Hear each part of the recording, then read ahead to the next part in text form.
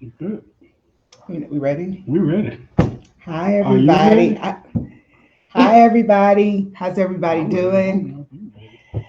Had a little glitch for a minute. I wasn't ready, but I'm ready now. Are you How's sure? everybody doing? We good. I just want to give a big ups to my IT guy slash panel member slash Nephew. nephew. God. Cause look at our backdrop, y'all. We all fancy and stuff. Fancy smashy. I'm Leslie with Tyson Storehouse Education Center Health Hub, and tonight is our webinar. I am so super excited, as you guys have seen on my previous Instagram post. But this is part two of embracing the mental health of Black men. This is part two. Um, as I said before, part one was so well received and everybody wanted to know more and hear more. So we do have a different panel, fresh panel. All of my dudes are great, Ray being one of them. And we're just going to discuss. Wait a minute. Wait a minute. Wait a minute. You just ain't finna glaze over me. This is the first time they see me in front of the camera. You right. Go ahead. I'm I sorry. asked him to behave, y'all. Sorry. So as we get started, he's going to act like a professional panel member, I am. and then we're going to go ahead and get started in just a little bit. But I just want to give you an update on what it's about today, what we're talking about. November is Men's Mental Awareness Month. I had this back in May because I think it was Men's Health Awareness Month at that time. And it was all kind of embracing all of it together. But we're just going to continue it and keep it going. We got some great guys on our panel. I'm just going to introduce them right quick. Um, so Torrence Ray Simmons, that's my guy. So Ray is a country boy from Quitman, as you can tell, by way of Dixie, Georgia. He spent his early years on a chicken farm, with the nearest neighbor being his great great aunt and uncle. They had a 50-acre hog farm with hogs, chicken, almost everything, and the whole menu. Yeah, the song "Hold My Mule." What's I that? got greens, beans, Oh, and I egg. didn't know that. I That's the really didn't know that that's song the had a name. name. Yeah. Oh, I, Short of Caesar. I You're didn't know. welcome. There you go. So Ray left home in 2001 to attend Georgia Southern University, where he received his BS in Information Technology with a second discipline in electronic broadcast media. After a short stint in Hilton Head, South Carolina, Ray found himself in Metro Atlanta area, where he met the love of his life, my beautiful niece, in 2010. Oh, no, no. Did We I were say that married now? in 20. Married in 2010. I'm Yeah. sorry. She said, I do. They were married in May of 2010. In 2015, he became a father to the beautiful little girl by the name of Charlie, my Nana. And even though life has thrown curveballs at him, he is standing taller than ever. I can vouch for that. He's such a great guy. He is continuing to write this chapter of his life as a business coach and developer. Ray says he lives by the mantra, I am my ancestors' wildest dreams. Brian J.T. Watts. Brian J.T. Watts is an international educator, consultant, motivator, and author. His experiences as a classroom teacher, administrator, and trainer have allowed him to see education from various vantage points, thus allowing him to address many of the issues that exist. Brian is also the host of Knowledge is the Key and an upcoming show, Come Together. So y'all be looking out for that. Brian will boost that up at the end. Jermaine Jimmy Johnson. I just met Jermaine. Jimmy. Jimmy. Sorry. I just met him not long ago, a couple of weeks maybe, through Erica and Ray. So Jermaine Johnson has worked with kids in the community for over 15 years. He attended college for a short period, majoring in media production. He's conducted numerous charities in the community and hopes to expand the mindset of our youth. So as you can see, this panel, very well educated, very well versed. They're in the community, which is what Tyson Storehouse, that's what we stand for. That's what we love. So we are going to get into it. All right. So before we start, like we did last time, if you did not join us in May, I did just a quick, really quick PowerPoint on some emphasis, some things that I think is important.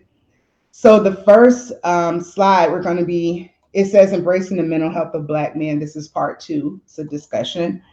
The death rate from suicide for Black or African American men is 4 times greater than for African American women.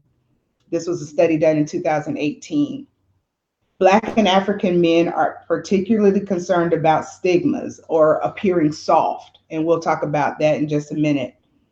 Black men's mental health is more complex than statistics or clinical diagnosis indicate, meaning that it's harder to, it is just as prevalent in the white community as well, but the basis around that is complex, which is why this topic is of very high importance to me.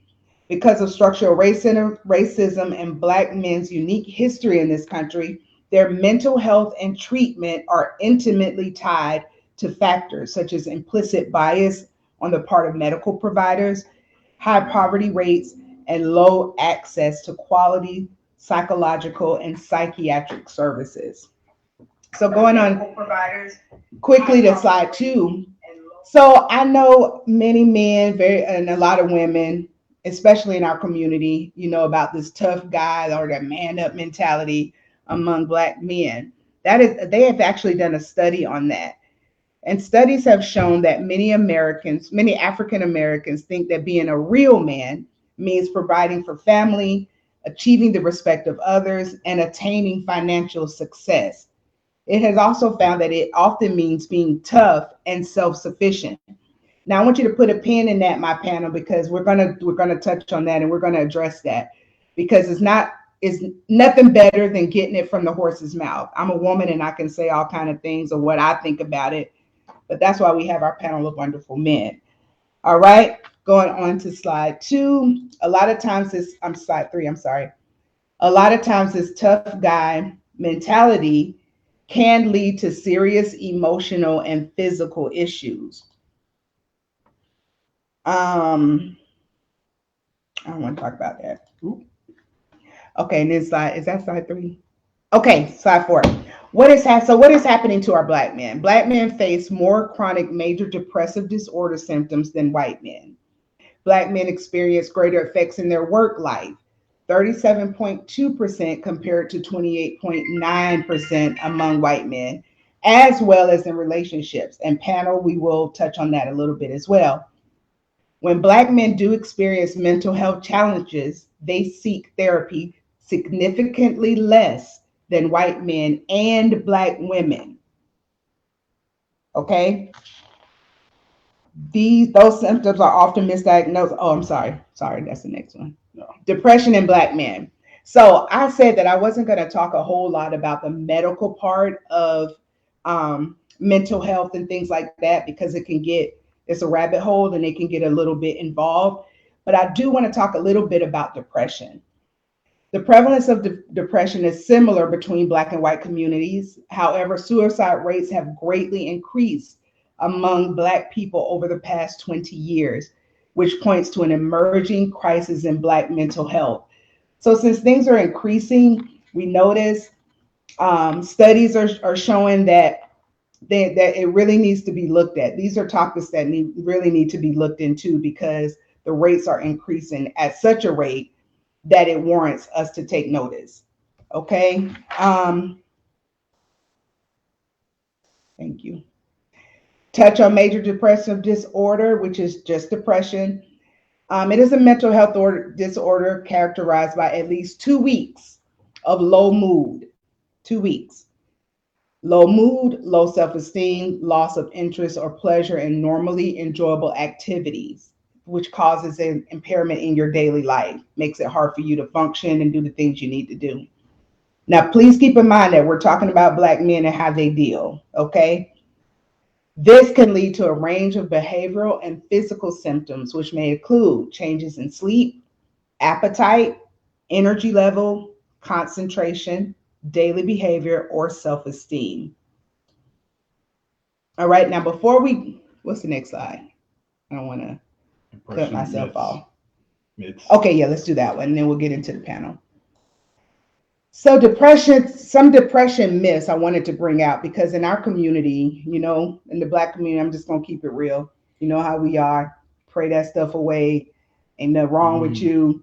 Go to Amen. sleep. You just tired. Amen. All the things. So I just wanted all these myths I want to bring to light. Okay. Medication is the only way to treat depression. Not true. There are many treatment options, and people who wish to avoid drugs may find relief from therapy, and we'll touch on that. Another myth is people should be strong enough to overcome depression. Just like I was saying, get God in your life, you'll be fine. Pray it away. You just need to get back in touch, which all the things that we say. This is not true. Someone cannot think or pray their way out of this condition. Remember, it is a condition. Depression changes the brain and the body. It's real. Okay. Another myth is depression is sadness. And you may say, I'm not sad. I'm fine. I go to work. I have a good time with my family. I'm cool. I'm not sad. But while many people feel sad when they have depression, depression doesn't always come out as sadness.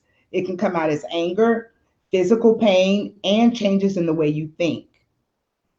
Another myth, Black people are inherently resilient and do not need therapy. How many times have we heard this? And maybe not you, but me. I have heard it a lot. We're good. Even talking among each other, we'll say, girl, you fine, you don't need that. What? Man, you good, bro. You better man up. You fine. Walk it off. These are things that we say. While Black Americans have faced much adversity, a person cannot think their way out of depression any more than they can think their way out of heart failure or diabetes. I want you to hear me. Depression is a condition, and it needs to be treated just as if any other condition was. Okay? So let's get into the panel. Jimmy and Brian, y'all there? Okay, guys. Thank you guys so much for being with me on my webinar, trying to get into the heads of Black men and just what are you thinking emotionally. So getting into it, I'll start with Ray, just because he's next to me. How emotionally stable, Ray, do you think you are? Now? Right. I would say I am on a scale of 1 to 10. I would say I'm a 7.5, 8. Okay. Emotionally stable. Now, if you had to ask me years ago, that thing would have been low. Right. Low. Right. Okay. Jimmy, as it relates, same question, but let me give you an example. Are you comfortable expressing your feelings to your significant other or your boys? That's what I mean by emotionally stable. Oh, why didn't you give me that? Oh, sorry, Ray. Yeah. You printed off the questions. I thought you looked at them. Go ahead, Jimmy. I am now. Okay. I am now. Maybe as of 3-4 years ago. I am now for sure. Okay. So you feel pretty stable in your emotions. You got a pretty good grasp on them. Yes. Okay. Yes. Okay. What about you, Brian? Well, I've always been the type to express myself, even when it results in backlash. But so if that's the definition of emotionally stable, then I would say I'm pretty stable. I'm going to do it regardless because I don't want to hold it in, and I just feel like I have to get it out. So I mean, I remember expressing myself to my boys in college, and they were like, "Yo, that's too much," and I was like, "Well, that's what it's gonna be, dog." So that's what it was until they started to do it back. So that's just been me. Right. So y'all know I'm gonna keep it real, right? I'm put you out there. Okay. So based on that question, right now, because all of y'all are saying, yeah, well, I said, Brian, I think you said back in the day you were even emotionally stable then. Right. But Jimmy and Ray. So now at this moment, if that thing on you, is something hurting you, you want to do the shoulder shake cry, the ugly cry, are you gonna go to your boys? Yeah. I have a group of friends. Like I'll even because Jimmy and I grew up Mhm. together. Like I've been knowing Jimmy since fourth grade. Like a few months ago, we had an in-depth conversation about this. Um, I've had people, my best friend Brandon Jackson, like I've cried in front of him. Like Mhm. I've gotten to the point where I'm mature past that point of men don't cry. Okay. I'm past that. Okay. Like if you still believe that, then you stand over there and let me cry over here. Okay. So, Jimmy. Even though there are some, uh, put it like this, I'm to the point now where I actually want to, like, I want to come to you and cry about something. Wow. You know, that's how far I've come. I'm not all the way. I ain't gonna say I'm all the way 100% there, but I'm there. I'm there. Like I want to call my friends and just tell them some things that I don't know from 20 years ago that they never knew about or something like that. Because now I've held it in so long, Right. So at this point, I just like my boy Brian said, just letting it out. I just want to let it out. Like I want them to see me cry, like for Right. real. So And that's where I'm at with it. for you guys, where did this come from? Was there something that just clicked? Did age do it? Did some type of situation just be like, you know what, whatever, or did you just come with experience? Like, how did you get to where you are? Because I know you guys weren't always like this. I've been a sensitive dude since I was born, and it wasn't popular. I don't want anybody to think that it was great. It was not. And in fact, now when things happen, I can't cry because I cried so much coming up that now, I mean, there's things that have happened that are big and people are waiting to see me break down, and I want to, but it's not there anymore. It's like I'm on E. So it was hard to come up like that. It's just now in the last maybe 5 to 7 years that people are like, hey man, yeah, you were in touch with that, but when we were young, I would get pushed around and talked about and laughed at for that because I was a sensitive person and anything could set me off and it would just be a show of emotion and I couldn't hold it back, you know what I'm saying? But it was never a positive thing. So it was,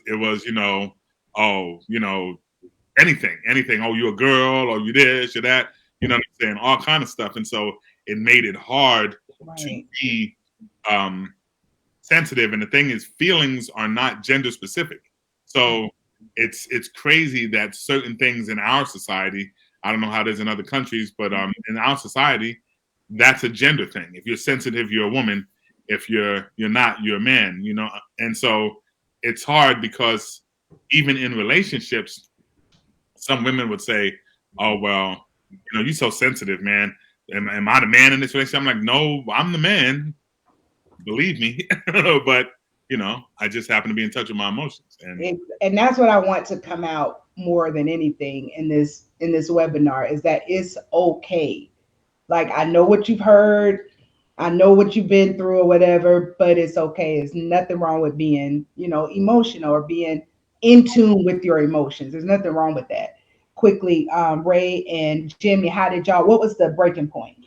For me, it was sophomore year of college. Like freshman year, I was deeply depressed and it manifested almost in a negative way. And I ended up going to therapy and, it was the chip in the armor that I needed to say that it's okay to let it out.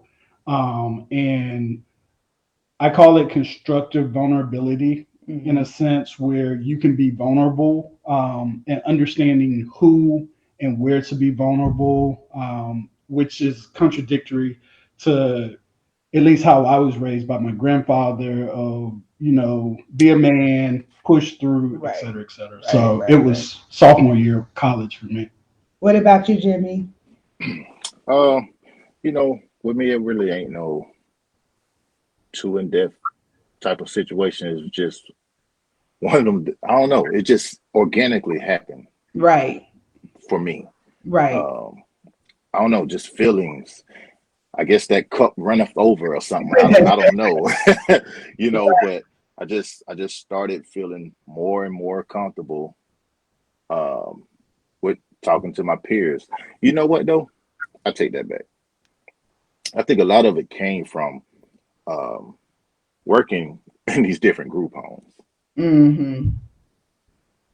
because I would always have to really kind of sit and listen to those kids because that's all they want. Somebody to listen to them, pay attention to them, whatever, and then listen to them talk. And whether they know it or not, they were expressing themselves. And Right. I was like, man, that kind of made me open up more to them. Mm-hmm. So now I'm doing it as a job. So I applied that in my regular life. Like I just started opening up. So that's probably why it seemed like it just came out the blue to me. But That's yeah, that's that is gold, y'all. Right. Seriously, is gold. And I'm thinking about my audience, and I'm thinking about hoping that people are listening, taking this back, because what you are saying are gems. I mean, really is that people can use, especially our men out there. All right. So, do you feel like you are being judged negatively if you mention sharing or therapy to a loved one? And I think we probably touched on it a little bit in our last question, but inwardly, do you still feel that kind of pull, like, oh, I might need a little, or have you felt like you might have needed therapy at some point to, enough to share with someone else? Well, I did. When I when I was going through my divorce, I went to therapy. Mhm. I was working a job with all women, and even though they didn't meet me until I was going through my divorce, they could tell something was wrong because they saw a shift in my behavior. They saw my work wasn't as good. They were like, the boss was like, what's going on with you?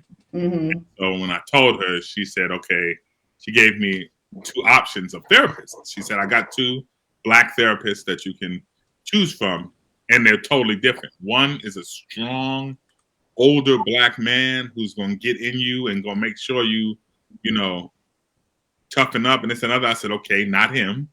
And one was an older black lady who was going to sit there and just listen to me and let me talk, and this and another.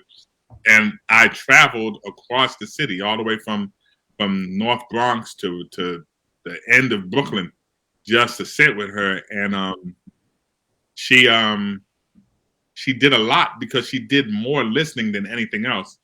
And she told me when I first got there, we're not going to be here long. There's nothing wrong with you. You just need to know where you are, what you've done. Are you correct in your thoughts? This and other. She kind of assessed me very quickly, and Mhm. we had great conversations. And sometimes I had to force her to talk. I was like, okay, I need you to say something, But she broke it down, and she let me say things, and she let me find my way, because obviously I felt like I was drowning or whatever. I didn't know where I was at, and it was great. And so I tell people I went to therapy. I mean, if that means that I'm lesser, then okay. It's been a problem in our community for a long time, and I even hate to hear comedians and everybody, oh, black people don't do this, black people don't do that, and I think that helps foster that idea that we don't, but we need it, Mhm. For and it sure. hasn't proved anything else. It's proved that we all need some therapy, and For we sure. all, we all better get some. Anybody else felt like they needed therapy or come across a situation where you better get some help? I never thought that I needed it. I've been suggested. I mean, it's been suggested to me. Hmm. I guess due to some of the things I expressed to some of my friends, they were just like, it's not like I'm in some type of trouble or something, but it's just like they don't think it's a bad idea for me. But to be honest, I don't know what therapy is. Mm. You know, that's another thing I learned about. walking these roads in life, you know, we say a lot of things because we hear those things said, but we don't know what this stuff is. Like, I can honestly say I don't know what therapy is. I have an idea of what it is, but what is it supposed to do to me, for me? You know, That is so that's a loaded question, number one. Number two, it is again gold. I can just imagine so many people want to know that answer. I do touch on it a little bit at the end, but that is so raw and real, and it's to me it goes across the board to everybody. It's like you speaking to everybody, because as much as we don't want to say we don't know what it is, we really don't know what it is. So, and like you said, not only do we not know what it is, we don't know what it's supposed to do. Like, what's the end game? So am I supposed to get out, leave the office skipping and now my life just great? Like, what is supposed to happen? So that is gold as usual. I'll say for me, it gave me a tool in my arsenal of life.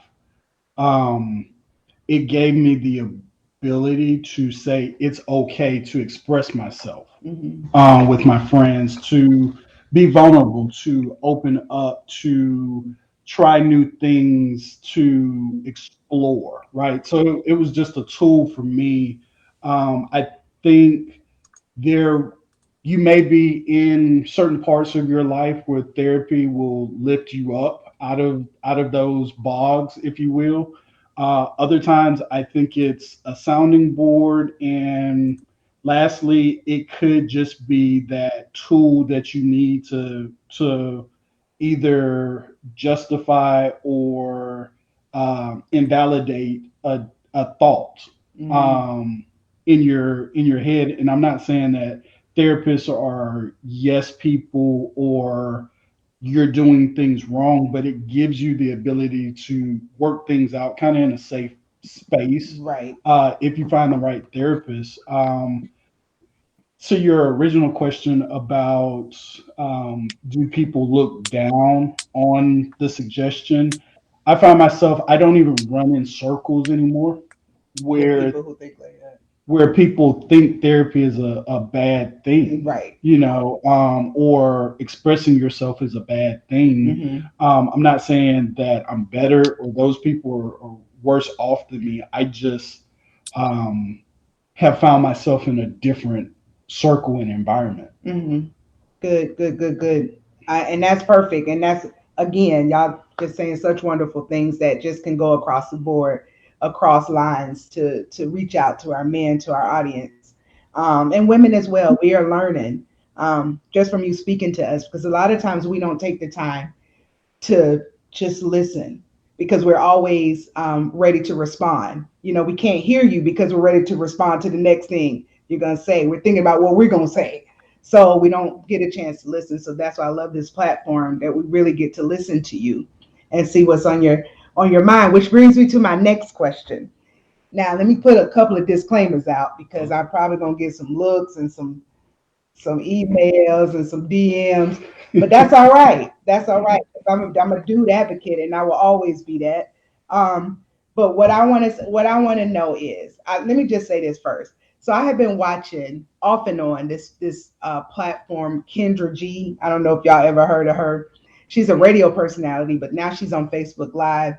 She's on a platform called Singles On, and it's her own little show. And what she does, she interviews men and women in hopes of maybe making matches. So if she interviews a dude, that they have the opportunity to get on, and women can, ask questions and, hey, I want to meet you or whatever. But what I got from it was how lost sometimes we are as Black men and women in our relationships. How they don't, I feel like we're passing like this, like we're never touching on what our beliefs are, on what our thoughts are, on how we can relate to each other. It's just passing. And just listening to those different men and women, it's just amazing how much we have lost out on, because we're trying so hard to do this thing that we're not doing this thing. And it's sad. So that brought me to my question with you all. How does dating or relationships affect your overall mental health? How do you think, or has it not? It doesn't have to be now. In the past, how do you think it affects your mental health? And do you think women pose a problem or add to the problem of mental stability?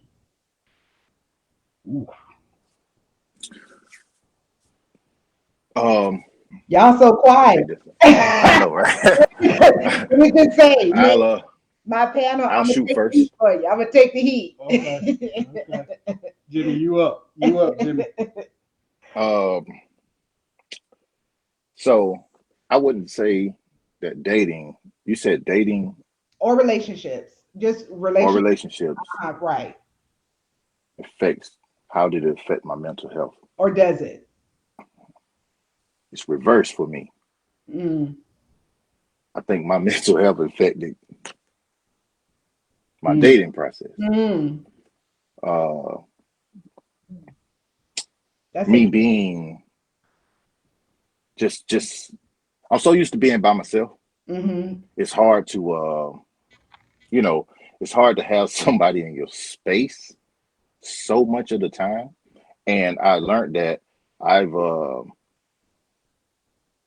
I guess I have commitment issues, and I don't want to, most importantly, I don't want to commit to being responsible for somebody else's feelings. Wow. Because I'm just used to controlling mine, and I'm still learning how to control mine. Wow. And that right there led to me knowing that, Jimmy, you don't really know who you are. That's so. Wow. You know what I mean? I feel like I need to say amen. Like I just feel like I'm in that's insane. That's insane. Because oh my goodness. That's so wild. It's like that. And every woman that I've had dealings with, these are excellent, awesome, great, wonderful people. Like I've never had no arguments and none of that type of stuff. You know, these are great people, and I respect them just that much to not keep stringing them along, knowing that I'm not all the way right myself, I guess, and we still talk to this day, but yeah, I think my mental health affected my relationship. Jim, I'm gonna give you a virtual, just a pound on that, Jimmy, because I'll take that. That was great. That was good. Sure. All right, Ray or Brian. Wow. I think that it depends on the person that I'm dating. I've dated different types of ladies, and when a woman understands that reciprocity is something big in a relationship, then my mental health is fine. Because she understands that as much as she wants to be taken care of, she needs to also take care of. And then I'm good, because most of the time, the things that people do good to you and for you are the things they want done back to them. And a lot of people aren't seeing that. They're just taking. And because of the way our world has been, our society has been set up now, a lot more women are thinking, oh, I'm just in here to get, and he's supposed to give, and he's supposed to give until he can't give no more. And that's never going to happen unless you're giving back. You have to put something else in it. When I've dated women who were not emotionally available, then my mental health was like crazy, because I'm a giver, and I would continue to give, and I'd be like, I can't keep doing this. You know what I'm saying? This is getting bad. So those women who knew how to care for a man because they had been either they had been taught or they figured it out, those are the women that my mental health was not compromised during our relationships. Whether the relationship lasted or not, the fact that they knew, oh, this is somebody who needs care just like anybody else, just like I do. But they're the women who just were happy to have a man or just wanted a man. They didn't want Brian Watts. They wanted a man. That's a problem, you know. Right. And Right. so that will constantly be an issue. And you know, as communication is a big thing. And it's funny that I find out the older I get that a lot more people cannot communicate. So and cannot express their feelings. And so once again, if I'm expressing my feelings more than the woman is, then they feel like there's something wrong with me. And I'm like, no, you're missing something. You know, that's not my issue. I'm supposed to tell you how I feel. Right. So a lot of people have been through things, and when we get to, I don't know what age everybody is on here, but when you get to a certain age, everybody's been through something. And so it makes it even more important to communicate and express yourself because your mental health has been challenged by the things that have happened to you. Absolutely. Your mental health depends on it at that point. Exactly. So, you gotta do what's best. And as Jimmy said, you know, he recognizes for him that his mental health may not be all the way where it needs to be in order to match the energy and emotional stability of the great women that he's dealt with. That's a mature statement. Yeah. That's a mature statement. And with you, you know, you're saying that I'm good, but you come across women that sometimes don't match that either for you. Well, I'm not saying that I'm good. I'm saying I'm at a point, and I'm just saying that some of them did not have the type of attitude that would match with me. So they didn't match your point where you were. Right, where I'm at. I'm not at the top, but I'm saying when somebody realizes we've both been through stuff and we need to care for each other, then good. Oh, that's nice. About themselves, then I can't. That's money. Yes, Ray. Yeah, I'll say as the currently married person on the panel, the relationship or women, both to Jimmy and Brian's point, I think I was fortunate and lucky enough to find or make sure I knew who I was because my breaking point happened early in life. So I was able to find who I was. And then even with Erica, when we first started dating, I made it a point that we communicate. Mm-hmm. You know, she wanted to give the silent treatment, and she'll tell you to this day, I told her at one point, you got one more time. This is it. I'm not coming to you anymore to figure out what's wrong. And she didn't believe it. And, you know, it was something I did. I'm not saying I was innocent, but I didn't know what I'd done. Right.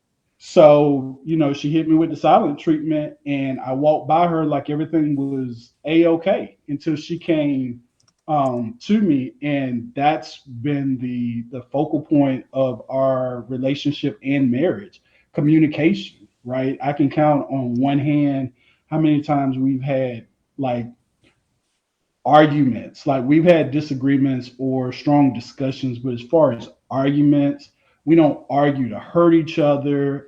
Brian, like you were saying with the reciprocity, like we know we're in this together, right? And oftentimes, or many times, I say that's the issue with the relationship in our community. We don't know that it's two hurt people trying to fix each other or trying to fix themselves, so they look for other people to fix them. But it's not a, hey, I'm hurt, you're hurt, let me fix this on you while you fix this on me. It's, I'm hurt, fix me, fix me, fix me, ignoring the other person. And that communication piece is so big. It is. So, you know, I think Jimmy and Brian both knocked it out the park, and I'm just putting a little bow on it. And let me put out there right fast, Brian, I didn't mean to cut you off, but let me just put out there quickly. I do understand, I'm a woman, and I do understand that there are issues within our gender as well that we have issues with. This is not to blame us. This discussion is not to blame us at all. It's to get into the heads of men because sometimes we need to know. They don't always express the way that we do. I think men across the board have gotten a little better with that, but they don't always express it like we do. They don't always have a kind of like a girls trip, girls time, me, all that me time. They don't always have that. It's the things that we do. And let me just say, Tyson Storehouse will be putting out Tyson Storehouse Health Hub will be having a panel of women very soon. And we'll be talking about these things as well, because I want to mend relationships. I want us to mend and help each other. And we can do that by talking about it. Like Ray said, communication. I don't have to be dating you to want to make sure you're good. You know what I mean? I don't have to be, you don't have to take me out to make sure you're okay. So that's where I want us to get. So that's my little disclaimer, my little soapbox. Right. Go ahead, Brian. Sorry. No, I was going to say that the biggest crime right now that I think is also impacting our mental health is that we don't have the communication between the genders, and it's become more of a war of women against men. And because I don't date men, I can't speak about how men act in that side. I can only speak about what's happened with me and women. But I think that I've been on dating pages on Facebook, and I've seen women just talk about men horribly, and I'm like, are y'all still trying to date people on this page? They're like, yeah. And I'm like, why would somebody date you after the things you said? Nobody wants to talk to you. That's why. Oh, we lost Brian. I don't know what happened. I think his internet cut off. Oh. Well, okay. Well, we'll keep. I think he was talking about, probably piggybacking what he was saying, just communication and making sure that we're not badgering each other. Kind of what I was just saying. Right. Making sure we're not hitting each other across the head. You do this. How come you don't do this? I do this for you. You don't do this. All of that. Instead of just healing each other or trying to heal yourselves and then healing each other. I hate we lost Brian, but hopefully he'll get back on. Just a quick couple of more questions I wanted to ask you guys. How can the issue of mental health among our men, the men in our community, be addressed? How do you think we can go about addressing it and dropping this stigma of I'm hard, I'm tough, I ain't soft? How do we fix that? Or what do you think it can start with? I will say we got Brian. Oh, hey Brian, sorry. I will say one of the biggest things is kind of what Jimmy's doing, like his role going into communities, group homes, talking to young men, showing young men a different way that it's okay to express yourself, breaking that cycle that started so early in life. And then, like Brian mentioned with his with the guys growing up, he just constantly did it until they were like, okay, I'm gonna do it. Right. That's the only way to do it, is to continue to show that it's okay. I'm watching a lot of TV shows. One that comes to mind is A Million Little Things. And I always mess up his name. Not Roman Malco. Romedy. Oh, wrong.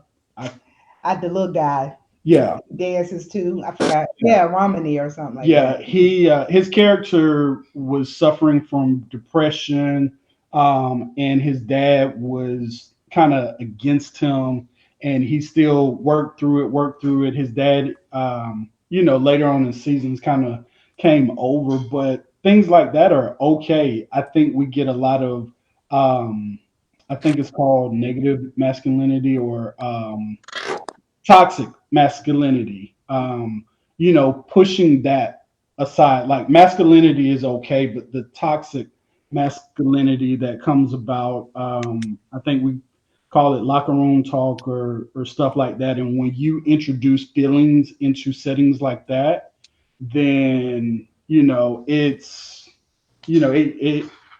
gets crazy, and we just got to stand our ground with it's okay to share. Brian, the question was, what do you think? How can we change the issue of mental health among the Black men in our community? You know, what do you think we could start with? Jimmy, what do you have any ideas? It's really just gonna piggyback off of what my brother Ray just said, which is why I take the route that I take. I get them at the seed. I can't really do nothing, when they already extended, with the tree. I get them at the seed. They're learning. They're more open when they're that age and that young, and they soaking up things. And I've always heard that as a kid, you soak up things when you're young. You just learn everything. You're just so curious and all this and that. And, you get old, you just get stuck. Right. Okay, fine.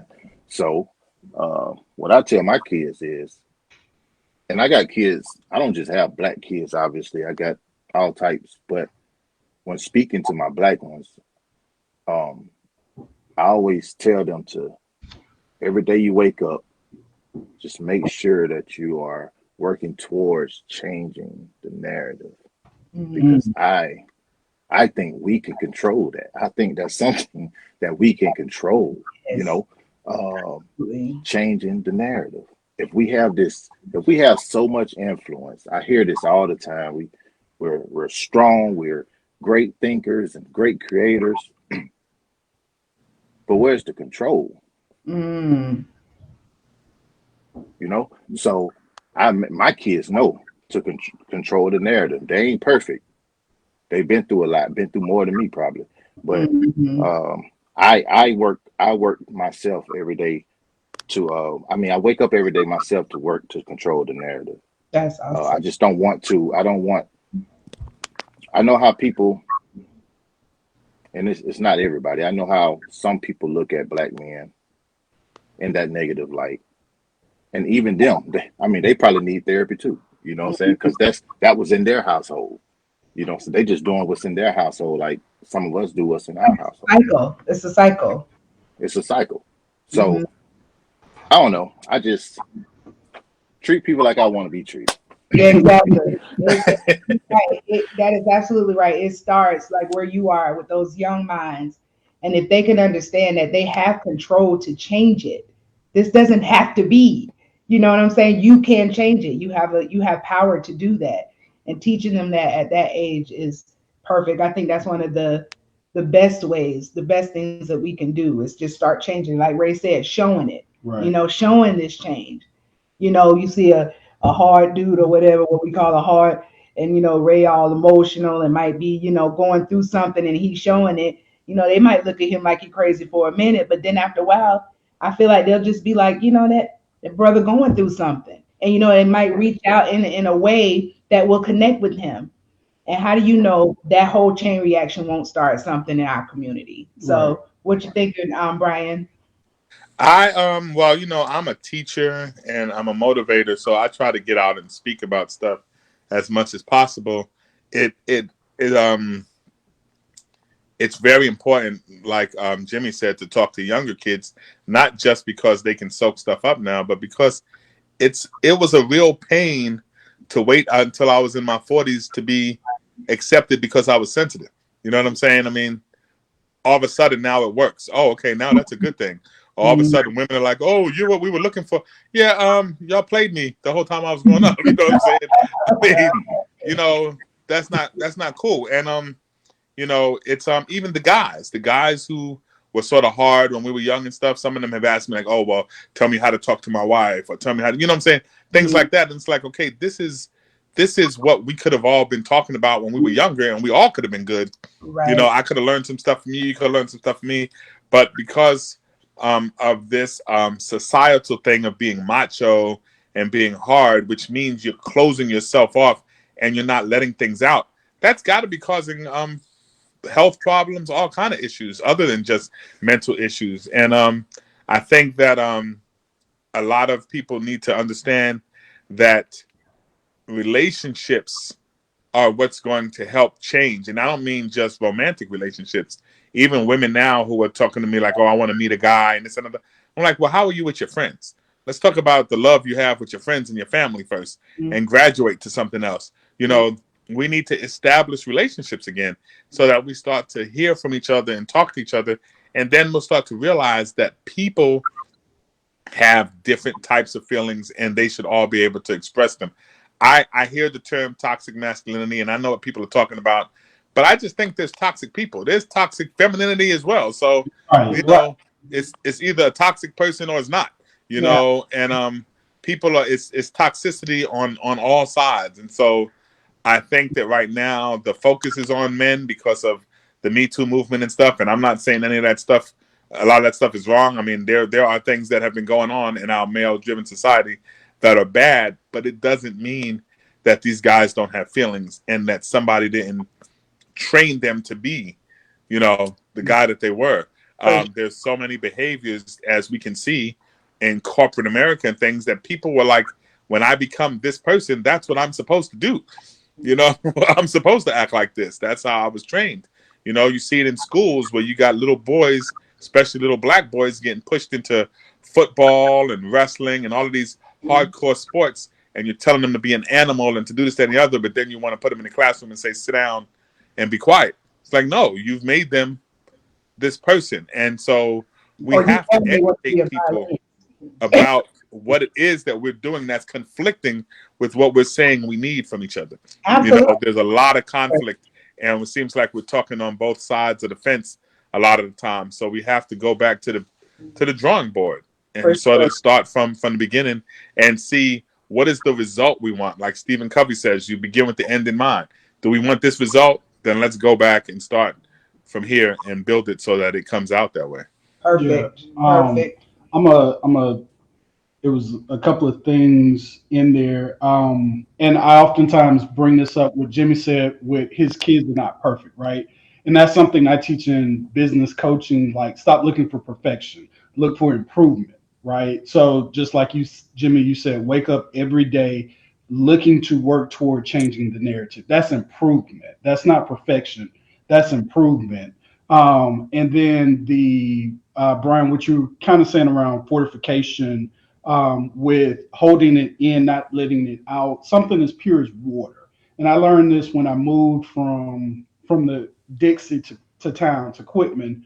My mother, she didn't like the tap water, right? So we went back to the well, filled up gallons of water, but something as pure as water, if it sits and cannot flow, it will stale. It will grow bacteria where it's not drinkable. Something as pure as water. And Brian, like you said, it's not only mental, but it can manifest itself into other health issues if we don't start releasing, and that's one thing that I learned when I started going to therapy, and started letting that stuff out, all that stuff that I in high school that I had, I guess, was proud of, the shield that I had that nobody could get in. I was proud of, but it was killing me inside. And always, even in coaching, I talk about that. It's something as pure as water, has to flow. It has to go out, in and out. So, we got to start tearing down these things. So I think everything that these two gentlemen said was. Oh, it's perfect. You guys are on point, and I really appreciate it. And just a little key point on that. These things are being studied. I'm not just making this stuff up. Has gotten to a point that it has made such an impact that there are being clinical trials and clinical studies done on this. And it has been proven that if you hold things in, and not just men, anybody, if you hold things in, it has the propensity to cause harm. You can actually get diseases from holding stuff in. I know you guys heard of stress kills and all of that stuff. It really, really does. So we just need to keep that in mind, of course, as we're going forward. This is probably going to be my last question because I'm sure my time is dwindling. So as honest as you can be, What do you do for emotional release? Let's just say you had a bad day, that sucker getting on your nerves, he came at you, that girl running her mouth, whatever is going on in your day.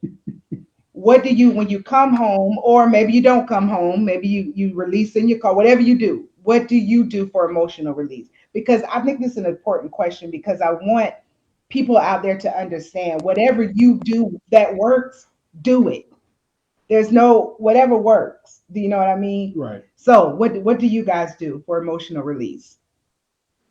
So for me, I have a safe group. I'm not going to call the name of it, but it's a text group. I text the violent things that I would love to do in there so I can get it off my chest and out my spirit. And then once that's done, I go to a friend that I can physically tell, talk it out with. Mm-hmm. So Okay. that's how I handle Okay, that's how mine. you deal. You know, No judgment here on Tyson right? Storehouse This Health is Hub. safe space. Safe space right here. Okay. No judgment. What about you guys, Brian, Jimmy? What you got, Brian? You Well, I know, you have to answer these questions, right? you can't see me, but I eat. And or I cook. I like it better when I cook because then I don't actually eat everything because I spend the time cooking. That's a creative um outlet for me. But I'll go to the store and buy a whole bunch of stuff and just cook. And I used to just eat all the time, which I found out was problematic because I couldn't keep buying the bigger size clothes. But cooking, and sometimes I write. And if I'm in a relationship at the time with somebody who understands that sometimes I need to vent, then I will call them and talk to them and just let them know what's going on with me. Or maybe I'll go over to one of my friends' house and enjoy just time with them. I won't talk about the issue or something. Hmm. I'll just go enjoy something that some friends that I really like hanging around. But yeah, I don't know if any of those things are the best. I'm not a confrontationalist, but I do jump at confrontation because I like to get it over with. So I'll try to remedy the situation. I'll get out there and be like, "Look, this is a problem, blah blah blah," and try to get it taken care of You can really because get that thing out. I don't want to be the person, gaining weight because I'm out here eating at some place I'm not supposed to eat at, or pushing it down. I'm not one to push it down. I got to get it out. So I usually try to deal with it and take care of it. Perfect. Mm. Jimmy, to share or not to share? I will share a little bit. For me, what I do is I go home. Uh, I go home. I spend time with just family. I don't care if I try to go home once a month.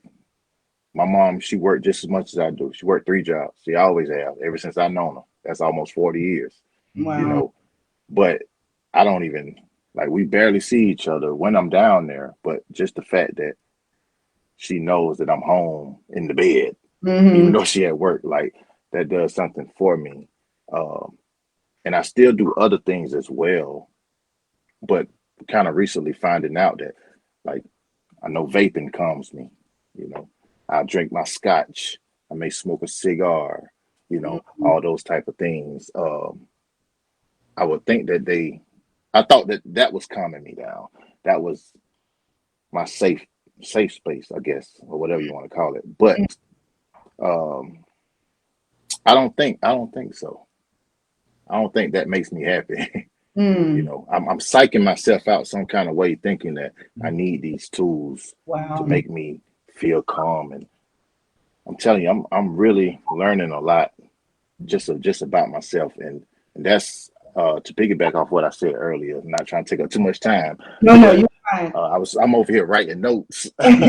um, but when I was saying with my kids, changing the narrative, uh, I really was just when I talk to them individually, all I'm saying to them is just know yourself.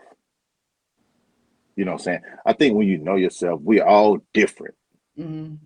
We're all different, but it seems like a lot of these kids are the same, and they are. They dress the same, they talk the same, they listen to the same music, they do everything the same because they don't even know who they are in the first place. Mm-hmm. But Mm-hmm. if you know yourself, you know, I think we can start seeing some type of.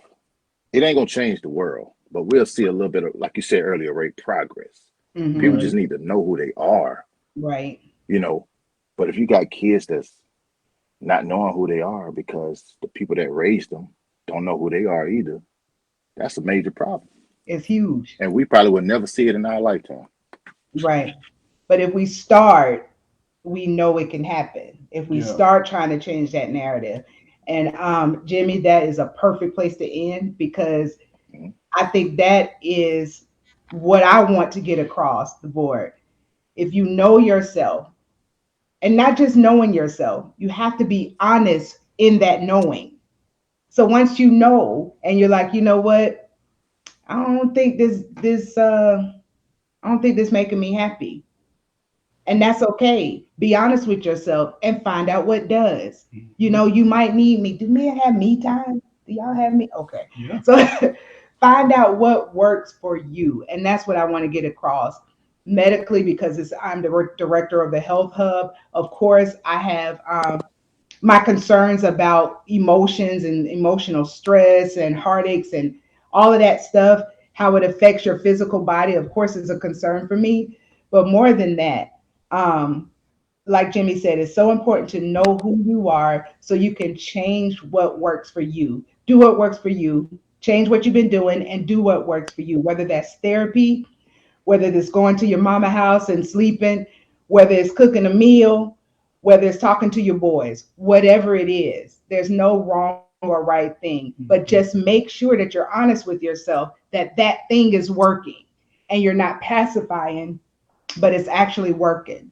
You're not putting a slate over it. You're not sugarcoating it. You're not putting salve on it. It's actually working. And that's what we need to remember.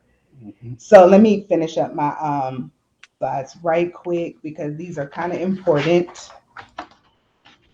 So I have some it was I think the seventh one. Yeah. Let me.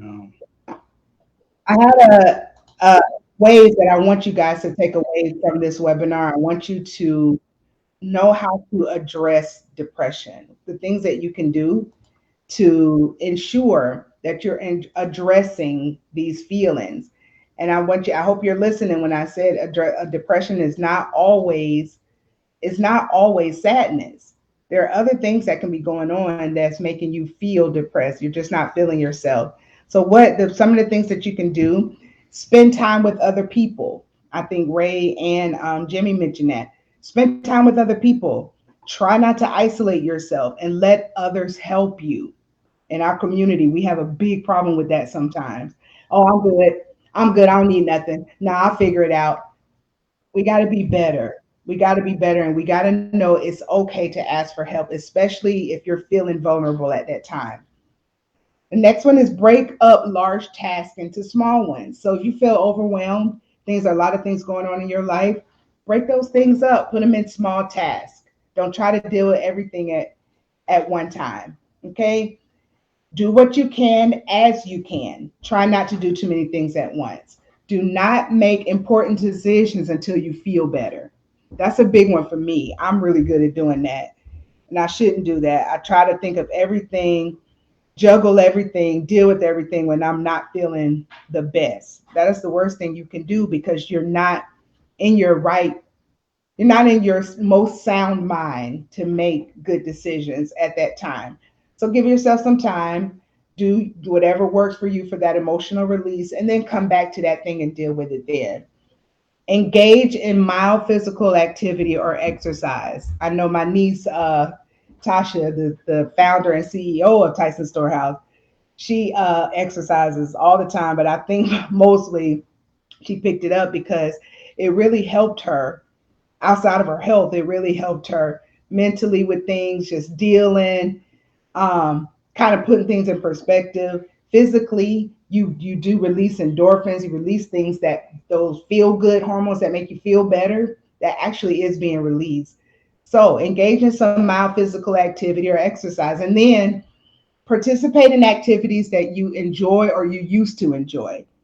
If you haven't played basketball in a while, but you really like playing basketball, you might say, "Oh, I have nobody to play with. My boys don't want to play with me. No, I don't really. I work. Whatever. Get out there. Go to the park.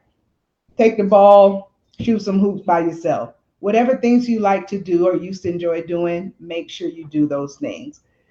So that is what I want to tell you guys. Can go to the next slide. To make sure that you understand this right here, if you don't understand nothing else. Oh, the next one, sorry. Clinical depression is not a sign of weakness. If you're feeling sad, if you're feeling alone or angry or not yourself, it is not a sign of weakness.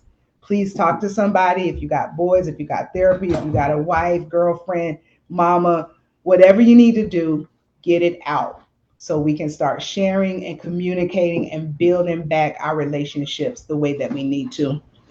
I want to thank, did I miss any questions? No. Okay. No. I want to thank all of you guys, Brian, Jimmy. Thank you guys so, so much. Ray, for joining me on this. You don't know what you've done for me. You've helped me understand. You helped me learn.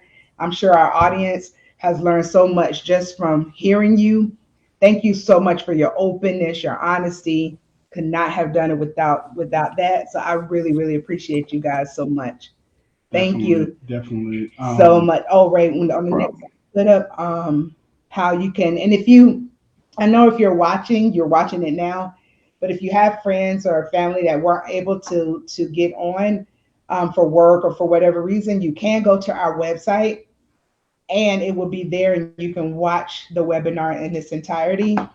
So make sure you follow us on Instagram, Facebook. Like I said, you can go to the website, check out the webinar. And I don't know how far back our webinars go on the website, but you can check them out. All right. So I hope you guys have a great week. I hope you have a wonderful week. Take care of yourself, take care of each other. And I will see you in our next webinar. Thank you guys. Take care. Bye. Peace.